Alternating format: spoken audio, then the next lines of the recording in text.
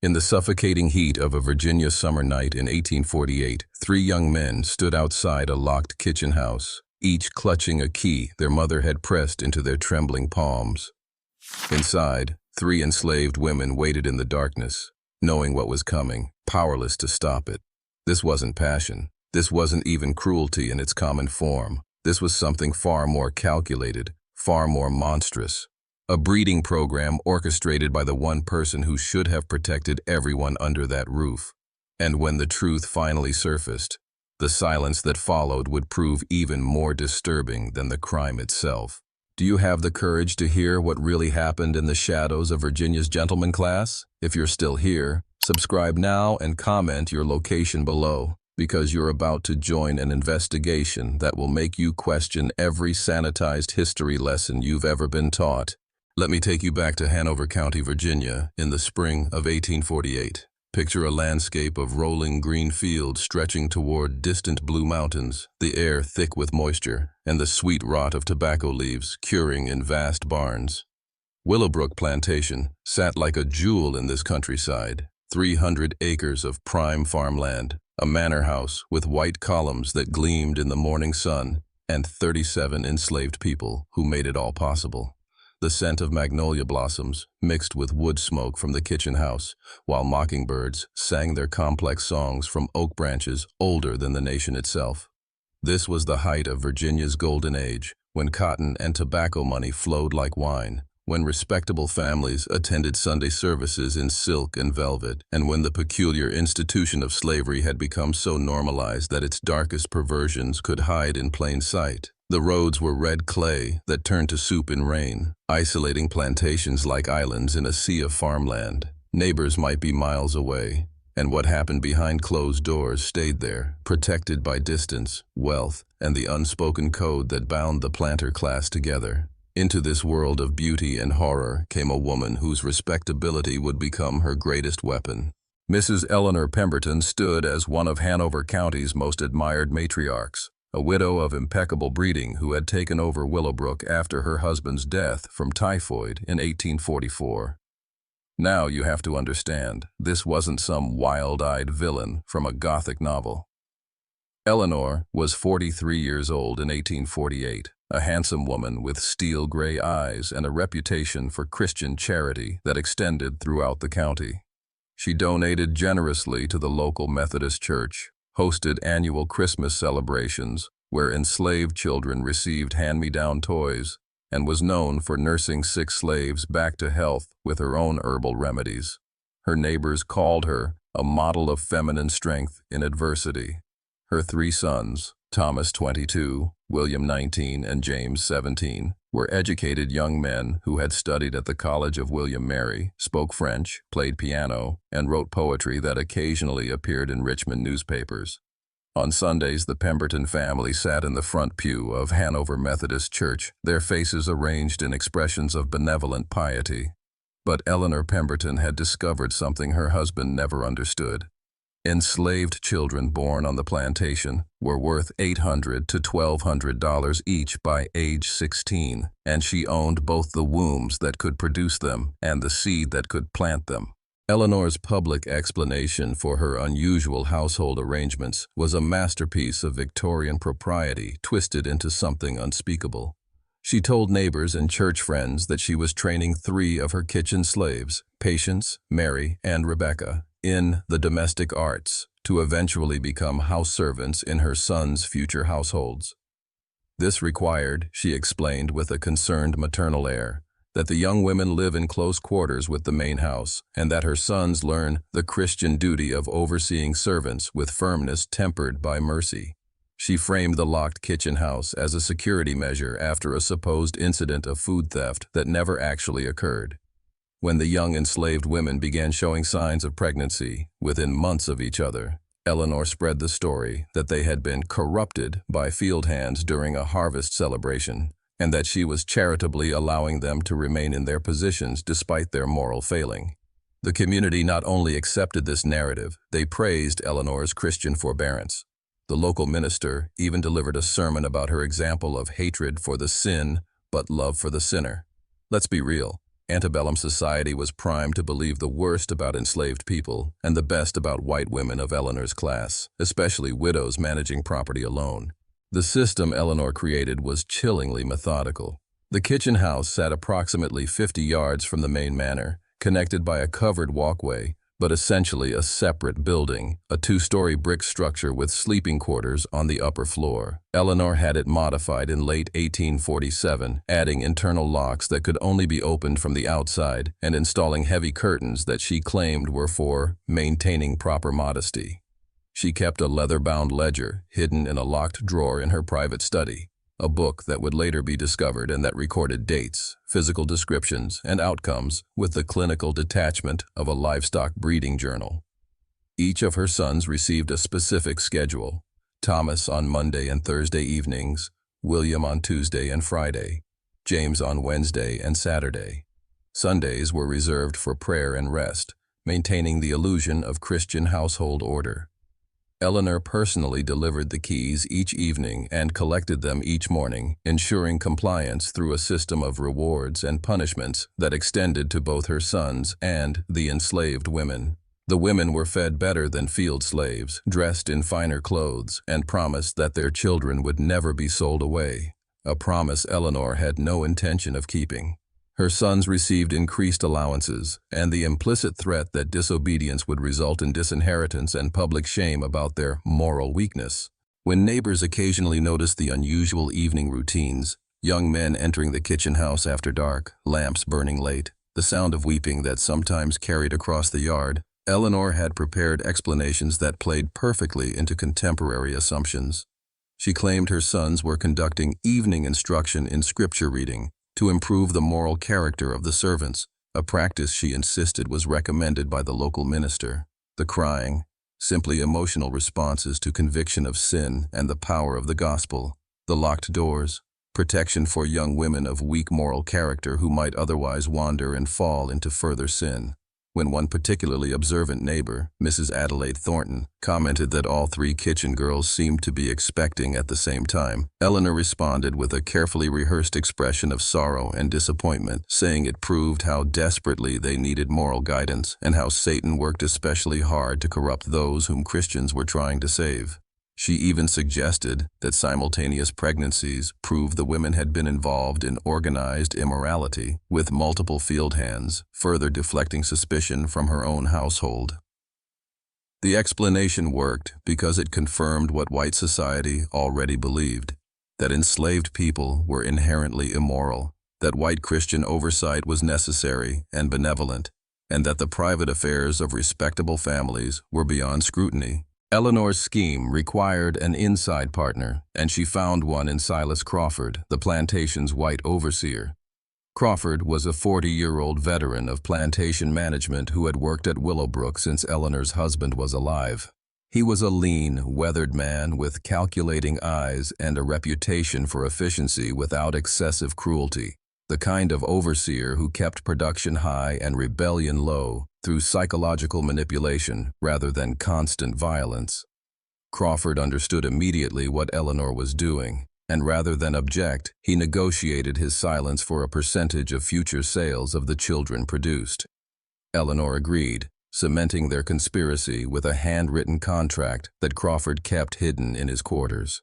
Crawford's role was to manage the field slaves' knowledge of what was happening, spreading the cover story about the kitchen girls' supposed immorality, while ensuring that any enslaved person who witnessed something suspicious understood that speaking about it would result in sale to the Deep South, a fate equivalent to a death sentence. He also monitored the pregnancies with disturbing attention, bringing in a discreet local doctor who believed he was treating ordinary cases of slave pregnancy, and who never questioned why 3 house servants were all expecting within weeks of each other. Crawford had his own ledger, where he recorded projected values and calculated potential profits, treating human beings like a commodity futures investment. Now I want you to picture the 3 women at the center of this nightmare, because they were real people with histories, hopes, and humanity that Eleanor Pemberton tried to reduce to mere breeding stock. Patience was 24 years old, born on the plantation, daughter of the head cook. She had a gift for needlework and had been promised by Eleanor's late husband that she might someday earn her freedom through her skill. She was engaged, in the informal way enslaved people could be, to a man named Daniel who worked in the tobacco fields. Mary was 19, purchased at an estate sale just 2 years earlier, separated from her mother and younger siblings in the process. She was literate, a dangerous secret she kept carefully hidden, having been taught by a previous owner's daughter before that family's financial collapse. She kept a mental catalog of every kindness and cruelty she experienced, storing memories like ammunition for a war she knew might never come. Rebecca was the youngest at 17, sold to Willowbrook after her previous owner died, and his son decided to liquidate excess household staff. She had been trained as a lady's maid and had dreams of someday working in a hotel in a northern city where she might purchase her own freedom. All three were chosen specifically by Eleanor for their youth, health, and appearance. She wanted children who could be sold for maximum profit. The women lived in a special kind of hell, better fed and housed than field slaves, but subject to violations that field slaves might at least have the privacy of darkness to process. The conspiracy might have continued indefinitely if not for Nathaniel Garrett, a 26-year-old tutor hired in March 1848 to prepare James Pemberton for potential law school.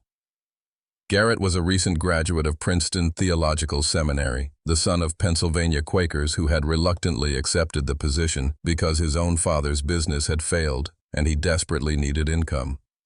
He arrived at Willowbrook with quiet abolitionist sympathies he knew to keep absolutely silent, planning to endure 1 year in Virginia before returning north with enough money to start his own small school. His room was in the main house, in a corner that overlooked the kitchen house yard. On a humid night in late May, unable to sleep in the oppressive heat, Garrett stood by his window for air and witnessed Thomas Pemberton unlocking the kitchen house door with a key, entering and remaining inside for more than an hour, while sounds of distress occasionally drifted across the yard. The next night, it was William. The third night, James, his own student, barely 17 years old. Garrett's hands shook as he realized what he was seeing, the pattern impossible to miss. But this is where the story gets truly chilling. Garrett understood immediately that he was in danger. He was alone, dependent on the Pembertons for food and shelter, and he had just witnessed something that implicated one of Virginia's respected families in systematic rape. Nathaniel Garrett spent 3 sleepless nights wrestling with what he'd witnessed, his theological training colliding with his survival instinct. On the 4th day, he made the catastrophic decision to speak to Eleanor Pemberton privately, believing that perhaps she was unaware of her son's actions. I want you to understand the naivety of this moment. A northern idealist confronting a calculating predator. Eleanor listened to his stammering account with an expression of concerned attention, occasionally dabbing her eyes with a handkerchief. When he finished, she sat in silence for a long moment before responding. "Mr. Garrett," she said softly, "I appreciate your Christian concern, but I'm afraid you've misunderstood what you've seen. My sons are providing religious instruction to these girls who have fallen into sin. The sounds you heard were likely the emotional convulsions that accompany genuine repentance." She then pivoted brilliantly. "However, I'm deeply troubled that you were watching the kitchen house at night and listening to these sounds. Might I suggest that your own thoughts require examination? Perhaps the southern climate has proven too stimulating for your northern constitution." Within minutes, she had turned his accusation into a question about his own moral character. But she wasn't finished. That evening, Garrett found his belongings moved to a remote guest cottage far from the main house, and his meals were suddenly delivered cold and late. 2 days later, Silas Crawford casually mentioned during a conversation that northern tutors who spread false tales about respectable families sometimes met with unfortunate accidents on rural roads. Nathaniel Garrett knew he was in physical danger, but he also knew that silence would make him complicit in ongoing crimes. In early June, he made the decision to write to the county sheriff, a man named Robert Talmadge, requesting a private meeting in town. Talmadge was 58 years old, a respected figure who had served in the War of 1812 and had been sheriff for 15 years. Garrett met him in the back room of a general store and laid out everything he'd witnessed. Talmadge listened with an expression of increasing discomfort, not because he disbelieved Garrett, but because he immediately understood the social dynamite he was being handed. Here's what you need to understand about antebellum Virginia law and custom. There was no legal framework for prosecuting a white person for the rape of an enslaved person. Enslaved people couldn't testify against whites in court. Even if they could, Eleanor Pemberton's social standing made her practically untouchable. Talmadge's response was to launch what he called an informal inquiry, which meant having a single conversation with Eleanor Pemberton in her parlor while drinking her tea. Eleanor's performance was masterful. She expressed shock and hurt that her Christian charity was being repaid with vile accusations from a clearly disturbed young man. She provided Talmadge with her cover story, backed by testimony she'd already secured from Crawford and several field slaves who'd been coached on what to say under threat of sale. Talmadge closed his inquiry within a week, concluding that there was no evidence of wrongdoing and suggesting that Garrett resign his position and return north for the good of all parties. But evidence doesn't disappear just because officials choose not to see it. By July 1848, Patience, Mary, and Rebecca were visibly pregnant, their bodies testimony to crimes that Virginia law refused to recognize. The change in the women went beyond physical. Patience, who had once hummed while doing needlework, moved through the house like a ghost, her eyes focused on nothing. Mary stopped eating, except when forced, her body instinctively rejecting the pregnancy that had been forced upon her. Rebecca developed a tremor in her hands and began having conversations with people who weren't there, her mind fracturing under the weight of trauma. The other enslaved people at Willowbrook could see what was happening. The whispers in the slave quarters spoke of the kitchen house as a place of horror, and several of the older enslaved women tried to provide what comfort they could. But even among the enslaved community, there was deep pain about their powerlessness to stop what was being done to these young women. One elderly woman named Aunt Celia, who had authority in the slave quarters, attempted to approach Eleanor about moving the women to lighter duties given their condition. Eleanor responded by having Celia whipped for impertinence.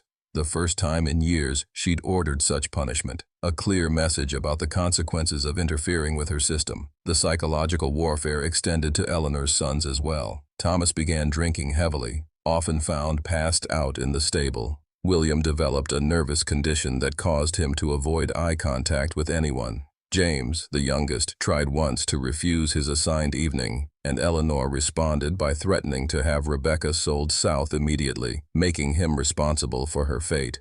Eleanor Pemberton's ledger, which would eventually be discovered and preserved as evidence, reveals the truly chilling depth of her calculated approach. She didn't just force her sons to rape enslaved women, she approached it as a controlled experiment in human breeding. The ledger entries included detailed physical descriptions of the three women, notes on their health and temperament, calculations about optimal timing based on their menstrual cycles that she tracked through conversations with an elderly enslaved midwife she'd co-opted into her scheme. She recorded which son was assigned to which woman and on which dates, clearly attempting to ensure that paternity could be established for each resulting child. Her notes included observations like, "Patience shows ideal build for childbearing, strong constitution," and "Mary's intelligence may produce valuable children if temperament can be controlled." There were financial projections. Children of mixed race but light skin could be sold as house servants for premium prices. Children who showed promising features might be kept on the plantation for future breeding. She even recorded her son's resistance and her methods for overcoming it. Religious guilt, appeals to family loyalty, threats about inheritance, and in one disturbing entry, praise for Thomas's dutiful compliance, as though he were being commended for completing farm chores. The document reveals a mind that had completely rationalized horror, that saw human beings as livestock, and that believed her position in society placed her above any moral law. Now let's talk about the person who would ultimately bring this nightmare into the light, though the cost would nearly destroy him. Nathaniel Garrett could have fled north and tried to forget what he'd witnessed. Many men would have, but something in his character, perhaps his Quaker upbringing, perhaps simple stubbornness, wouldn't allow it. After being effectively expelled from Willowbrook in June, Garrett took a room in a boarding house in Richmond and found work as a clerk in a law office. But he spent his evenings doing something dangerous, methodically building a case against Eleanor Pemberton. He interviewed free black people who had connections to Willowbrook's enslaved community, carefully recording their statements. He researched Virginia law, looking for any angle that might be used to prosecute the crimes he'd witnessed. He wrote letters to abolitionist networks in the North, trying to generate external pressure. This young man was 26 years old, essentially broke, alone in a city where his northern accent marked him as an outsider, taking on one of Virginia's respected families.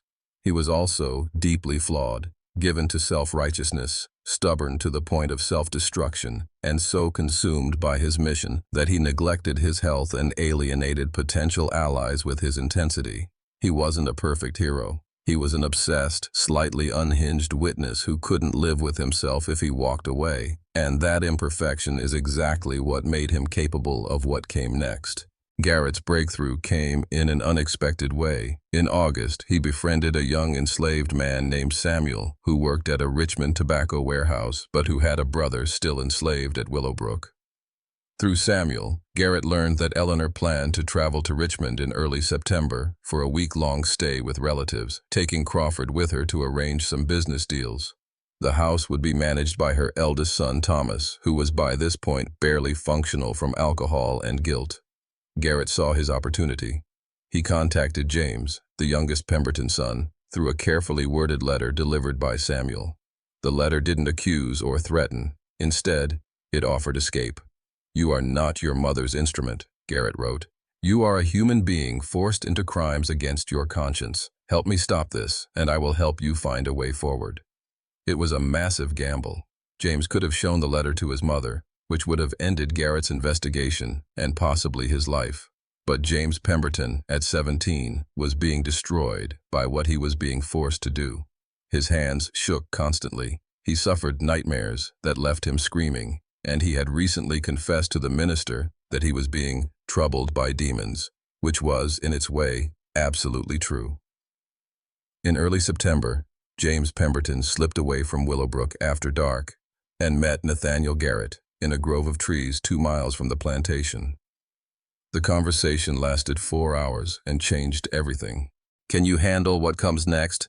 Because this is where the story turns truly chilling. Not because of new horrors being revealed, but because of what happens when truth collides with power in a society that doesn't want to see it. What we're about to uncover is evidence that would make any modern court case open and shut. But in 1848 Virginia, this evidence would be treated as less important than the reputation of one respectable widow. If you're still with me, I need you to do something. Look at that subscribe button, click it. Because the next phase of this investigation involves legal documents, witness testimonies, and physical evidence that historians tried to bury for over a century. This isn't entertainment, this is excavation. And every person who subscribes and shares this video helps ensure that stories like this can't be hidden again. Comment below with your location and tell me, have you ever encountered a local historical secret that made you question everything you were taught about the past? Let's build a community of people who refuse to let uncomfortable truths be swept away by the passage of time. Now let's continue, because James Pemberton's confession is about to crack this case wide open. James Pemberton told Garrett everything, his voice breaking repeatedly as he described the system his mother had created. But more importantly, he told Garrett about the ledger. He'd seen his mother writing in it multiple times, had glimpsed some of the entries, and knew she kept it locked in her study desk. He also revealed something Garrett hadn't known. Eleanor had begun making plans to expand her system. With 3 children expected in the coming months, she'd been discussing with Crawford the possibility of purchasing additional suitable females and involving her older sons in what she called systematic improvement of the plantation's human resources. She was planning to industrialize rape and forced breeding.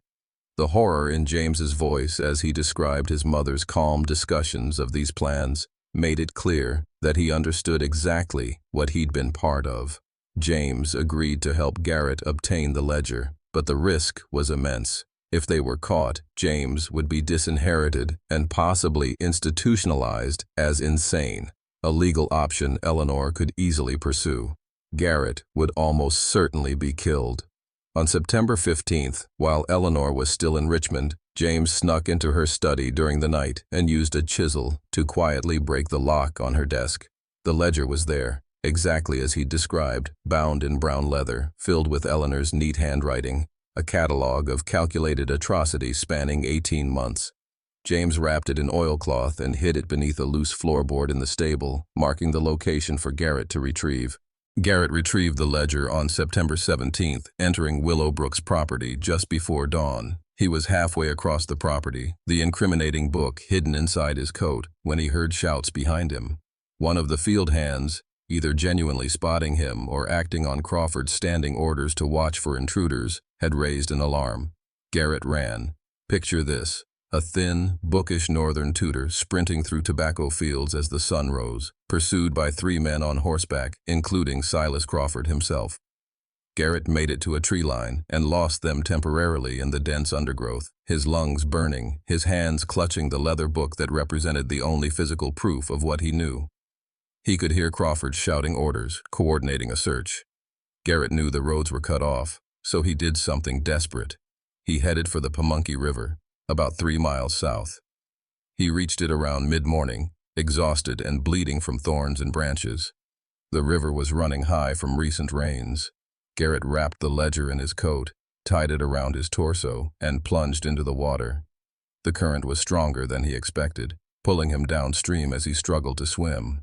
Behind him, Crawford and the others reached the riverbank, saw him in the water, and Crawford raised a rifle. The shot missed, but barely. Garrett felt the bullet pass near his head. He went under, letting the current carry him, resurfacing only when he'd rounded a bend that put him out of sight. He washed up on the far bank nearly a mile downstream, the ledger still miraculously secure against his body, and began the long walk toward Richmond. Garrett reached Richmond on September 19th, bedraggled and nearly delirious from exhaustion and fear. He went directly to the office of a prominent lawyer named Henry Morrison, a man he'd researched as having occasional abolitionist sympathies, despite practicing in Virginia. Morrison listened to Garrett's story, examined the ledger, and his expression shifted from skepticism to horror as he read Eleanor Pemberton's entries. For a brief, shining moment, Garrett believed justice was within reach. Morrison agreed to help him bring the case to the Virginia Attorney General. But here's where the story reveals the true power structure of antebellum Virginia. Morrison sent word ahead that he needed a meeting about a sensitive matter involving a Hanover County family. That description was enough for news to travel through Richmond's interconnected legal and social networks. By the time Morrison and Garrett arrived at the Attorney General's office 2 days later, Eleanor Pemberton was already there with 3 prominent lawyers of her own. The meeting that followed was a masterclass in how power protects itself. Eleanor, dressed in widow's black and affecting a trembling voice, claimed the ledger was stolen property, that it was taken out of context, and that it represented her private records about managing her household and assets. Nothing more. Her lawyers argued that enslaved people were property under Virginia law, that what happened between a property owner and their property was beyond legal jurisdiction, and that any claims of wrongdoing were based entirely on the testimony of an admitted thief, Garrett, and the coerced lies of a troubled boy, James, who would clearly say anything to avoid his filial duties. But Morrison was more skilled and more committed than Eleanor had anticipated. He maneuvered for a court order to inspect Willowbrook, arguing that if Eleanor's records were innocent household management, she should have nothing to hide. Reluctantly, a judge agreed to a limited inspection. On October 3, 1848, a party consisting of Morrison, 2 county officials, Sheriff Talmadge, and a doctor arrived at Willowbrook Plantation. What they found in the kitchen house would become part of official court records that historians would later try to suppress. The upper floor sleeping quarters had been modified with internal locks, as Garrett had described. All 3 women, Patience, Mary, and Rebecca, were visibly in late pregnancy, appearing malnourished despite their condition. The doctor who examined them noted evidence of chronic physical trauma consistent with prolonged assault and psychological distress so severe that Mary had stopped speaking entirely. In a storage room, they found a trunk containing children's clothes in various sizes, Eleanor's preparation for the babies she expected to sell. They found records of Crawford's that corroborated the ledger's timeline, but the most damning discovery was a letter Eleanor had written to a slave trader in Charleston, inquiring about market prices for light-skinned children with good breeding and negotiating future sales. She had been so confident in her system that she'd created a paper trail of commercial intent to profit from forced breeding. The officials stood in that kitchen house as autumn sunlight streamed through the windows, and even these men, products of a slave society, complicit in countless cruelties, were shaken by the systematic nature of what they were witnessing. The investigation into Eleanor Pemberton's background revealed that this wasn't her first venture into calculated exploitation. Court records showed that her late husband had died suspiciously quickly from what was diagnosed as typhoid, but his symptoms, as described by the family doctor, were also consistent with arsenic poisoning. There was no proof, but questions emerged about whether Eleanor had hastened her husband's death to gain control of the plantation. Her management of Willowbrook before the forced breeding scheme showed a pattern of maximizing profit through ruthless efficiency. She'd sold off several enslaved families despite promises not to separate them, and she'd worked several elderly enslaved people literally to death rather than reduce their workload as her husband had traditionally done. Neighbors began remembering odd incidents they'd dismissed. A previous kitchen girl who'd become pregnant and then disappeared, supposedly sold south. But what if she'd been an earlier experiment? Eleanor's correspondence, once examined, revealed a woman obsessed with financial independence and maintaining her social position, who saw other human beings as tools to be used. Silas Crawford's history was equally revealing. He'd been dismissed from 2 previous positions for excessive discipline that resulted in the deaths of enslaved people, and he'd been charged but not convicted in a case involving the assault of a free black woman in 1842. Thomas Pemberton, when finally interviewed separately from his mother, broke down completely and confirmed everything: the schedules, the keys, the threats, the rewards, his own anguish at what he'd been forced to do. William and James corroborated his account. As investigators dug deeper into Eleanor's correspondence and financial records, they uncovered something larger and more disturbing. She was not working in isolation. Letters revealed connections to at least 4 other Virginia plantation owners who were interested in systematic improvement of enslaved populations through controlled breeding. One letter from a planter in Southampton County discussed the Pemberton method as though it were an agricultural innovation to be studied and replicated. Another planter in North Carolina had apparently visited Willowbrook the previous year, and Eleanor's letter to him afterward referenced his interest in implementing similar practices on your own property. There was also correspondence with a Charleston slave trader who seemed to understand exactly what Eleanor was doing and who offered premium prices for light-skinned children born under these circumstances. The investigation revealed that in the antebellum South's economy of human trafficking, forced breeding was not an isolated atrocity, but a business model, and Eleanor Pemberton was essentially a pioneer in systematizing it. Even more disturbing were connections to northern businessmen who financed plantation operations. 2 New York banks that held mortgages on Virginia properties were aware, at least at high levels, that some borrowers were using forced breeding to ensure debt repayment. The paper trail suggested a conspiracy of willful ignorance spanning the Mason-Dixon line, Northern capital funding Southern atrocities while maintaining plausible deniability about the methods used to generate returns on investment. Now, let's be real about what happened next, because this is where the story becomes less about individual villains and more about systemic evil. Despite the evidence, despite the ledger, despite the testimony of Eleanor's own sons, there was fierce resistance to prosecuting her. Virginia newspapers barely covered the case, and when they did, they focused on the tragedy of a respectable family torn apart by internal strife, rather than the systematic rape and forced breeding at the center of it all. The Methodist Church, where the Pembertons had worshipped, held meetings to discuss whether they should support Eleanor as a Christian woman under attack by abolitionists. Several prominent families signed a petition defending her character.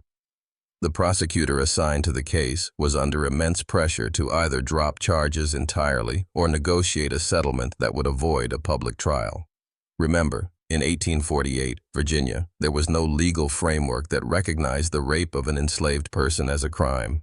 The charges against Eleanor had to be creatively constructed: fraud in her dealings with the slave trader, conspiracy to commit assault against her own sons by forcing them into situations of moral corruption, and theft of labor from enslaved people who should have been working in fields but were confined to the kitchen house.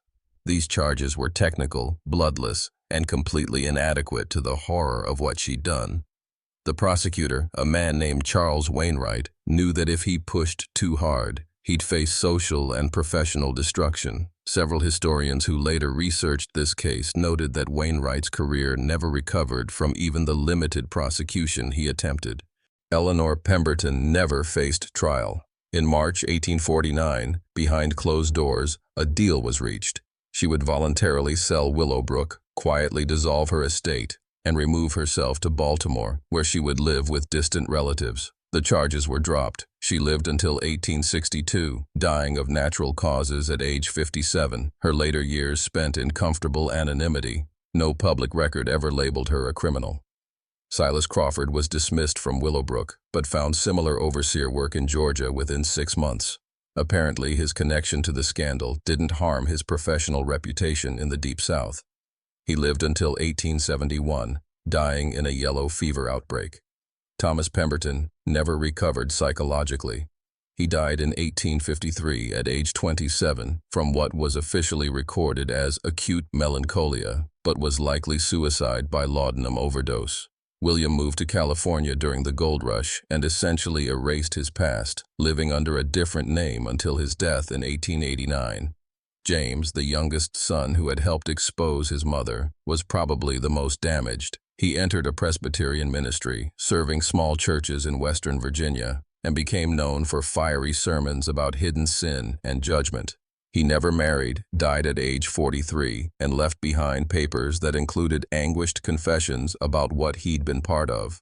Nathaniel Garrett returned to Pennsylvania and opened a school for free black children, working in education until his death in 1892. He never spoke publicly about the Willowbrook case, but his private papers show he considered it the defining event of his life and his greatest failure because Eleanor Pemberton escaped justice. But what happened to Patience, Mary, and Rebecca, the 3 women whose bodies were battlegrounds, whose trauma was treated as legally irrelevant evidence? This is where history shows its ugliest face.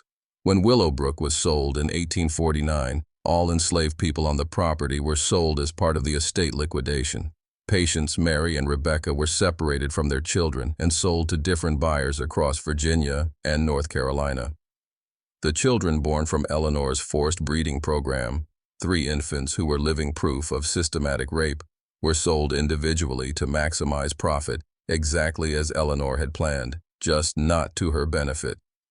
Court records show that Patience was sold to a tobacco plantation in Halifax County for $900. Mary was purchased by a Richmond merchant family for $850. Rebecca, who had never fully recovered mentally from her trauma, was sold at a reduced price of $600 to a cotton plantation in eastern North Carolina, described in the bill of sale as damaged goods, unpredictable temperament.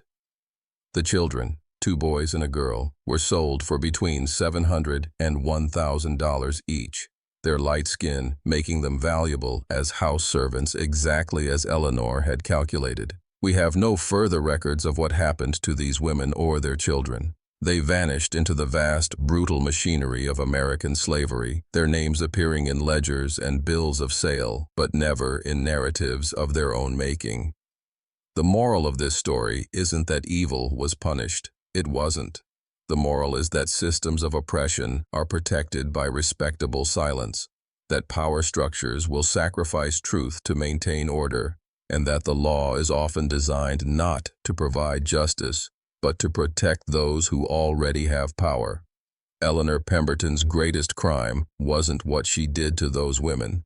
It was that society decided her reputation mattered more than their humanity. So here's the question that should keep you awake tonight. Could something like this happen today? Would we even see it coming? Right now, in 2025, there are systems of exploitation operating behind respectable facades, protected by paperwork and social position, and the unwillingness of good people to believe that certain types of evil are possible. Human trafficking operations hiding inside massage parlors and modeling agencies. Labor exploitation concealed in corporate supply chains. Abuse networks protected by institutions that care more about reputation than justice. The methods change, the technologies evolve, but the fundamental pattern Eleanor Pemberton embodied, power using respectability as camouflage to prey on the vulnerable, that pattern never really goes away. If this story disturbed you, good, it should. Now do something with that discomfort. Subscribe to Echoes of Truth so you never miss an investigation into the histories that powerful people want buried. Comment below. What local historical secrets exist in your community? What stories do you know that official histories leave out? Share this video, because the only way to prevent atrocities is to refuse to let them be forgotten or minimized. And get ready for our next investigation. The Doctor Who Stole Women's Wombs, Philadelphia's Hidden Medical Horror of 1892. It's a story about how medical progress became a mask for eugenics, exploitation, and murder, and how one nurse's discovery brought down an entire hospital network. That story drops next week, and trust me, you're not prepared for what we uncovered in those medical archives. Until then, remember, history isn't what happened. History is what we're willing to acknowledge happened, and that choice belongs to us. This is Echoes of Truth, excavating the uncomfortable facts that make us question everything. I'll see you in the shadows where the real stories live.